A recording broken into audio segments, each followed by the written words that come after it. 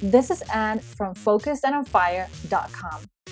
In these daily deposits, I'm talking about being more visible in your career, setting goals and making them happen, and getting things done without working harder, putting more pressure on yourself, or sleeping less. You ready? Today I want to talk about why you are not doing the thing you want to be doing. I'm going to be giving you a couple of examples, and I'm going to be using those examples to show you exactly why you are not doing the thing you want to be doing. So let's have a look at those examples. Let's say you have this difficult email that you want to write.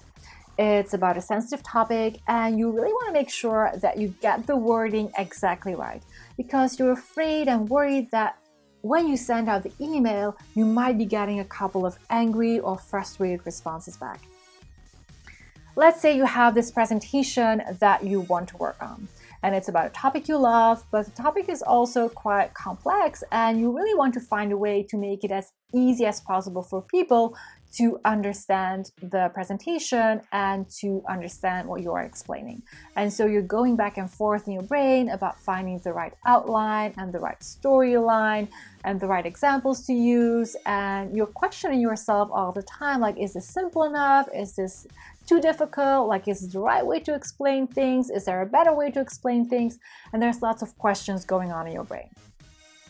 The third example is the overflowing inbox. There's lots of emails in your inbox waiting for your reply, and just looking at your inbox has your brain go, oh my, that is too much. And looking at your inbox makes you feel overwhelmed. So these are the three examples: the difficult email, the complex presentation, and the overwhelming inbox. And so these are the things that you want to do. And when you're on the verge of doing those things, all of a sudden, there is this urgent desire to do something else. There's this urgent desire to grab a coffee with a colleague. There's this urgent desire to do an easy thing. There's an urgent desire to check the news instead of working on that inbox. And so what's happening, what we tend to do when we notice that we have that urgent desire to do something else, or when we catch ourselves doing all these things, what's happening is that we get mad at ourselves and we start pushing back against that desire. And we tell ourselves like, hey, stop doing that. You should be doing that. How can you waste your time doing that? There's so much things that need to be done. Like, what are you thinking? You don't have any self-control. You don't have any willpower. If you would have any backbone and any strength of character, you would be doing this and not wasting your time over here. So that's kind of the things that are going on in our brain. We're pushing back against this urgent desire and we're being mad at ourselves. And we are being mad at ourselves and we are pushing back against that urgent desire because we think that when we do these things, then we will stop doing all the things we don't want to be doing and we'll start doing the things that we really want to be doing. But the truth is, that is not what is happening. We do these things pushing back against the desire, getting mad at ourselves with the best of intentions. But the reality is that we are creating more of a desire to do the things we don't want to do and less of a desire to do the things that we do want to do. And in order to understand that, we need to have a look at our brain. And so I made a very fancy drawing of our brain. This is what a brain looks like.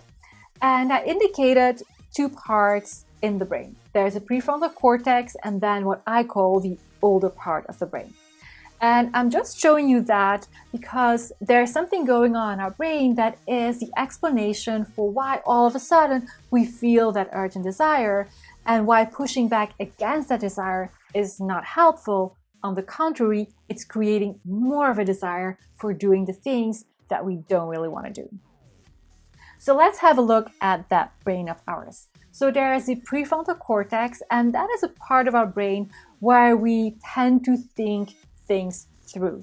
We set a goal, we list the actions that we need to take to make that goal happen. We think about consequences of taking an action, consequences of not taking an action. This is where we plan, this is where we think things through. And then there's this other part of our brain, which I call the older part of the brain, where we don't think things through. this older part is very impulse driven. It's very quick. Boom, the brain recognizes something. Boom, goes into action. Boom, comes up with a response.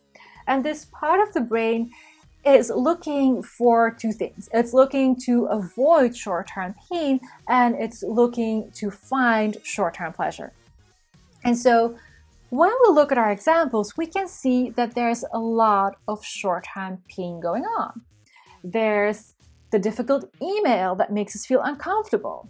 There's a complex presentation that has us feeling confused about the right way to present things. There's the overwhelming backlog that has us feel overwhelmed and all over the place. And so these are emotions that don't really feel that comfortable and that we don't really want to feel. And so what the brain does, the brain looks for a solution, and the older part of the brain says, okay, no problem. Let's avoid those feelings and let's look for some short-term pleasure. And the brain opens the escape hatch, and that is that urgent desire to do something else, to avoid the discomfort of the unwanted emotions and to find that sense of pleasure, that sense of relief. And so what is happening when we are pushing back against that desire? We are taking that escape hatch and we are pushing that close, and we're using all our power to push that escape hatch close and go against that desire. And when we do that, of course, that is requiring a lot of energy, that's exhausting, that's discomfortable. And what does the brain do when we feel discomfortable? It's looking for comfort, and it's creating that desire to look for pleasure and to do fun stuff and pleasurable stuff. It's looking for relief. And so that is where the over-desire, this extra desire, comes from once we push back against the original desire. And so instead of pushing back against the desire and creating even more desire, we don't need to push back against that desire to have us do the things that we want to do. Because keeping that escape hatch closed is just treating the symptom. It's not really working on the root cause. And the root cause of having that escape hatch being in action is the unwanted emotion. And we need to work on the unwanted emotion to have us do the things that we want to do. It's about managing our brain in a different way. It's about managing that unwanted emotion in a different way. Instead of coping with that unwanted emotion by going into the short-term pleasure and opening that escape hatch, we are going to manage our unwanted emotion in a completely different way. And we're going to use our prefrontal cortex to do that. All right, so what do I want you to take away from this video?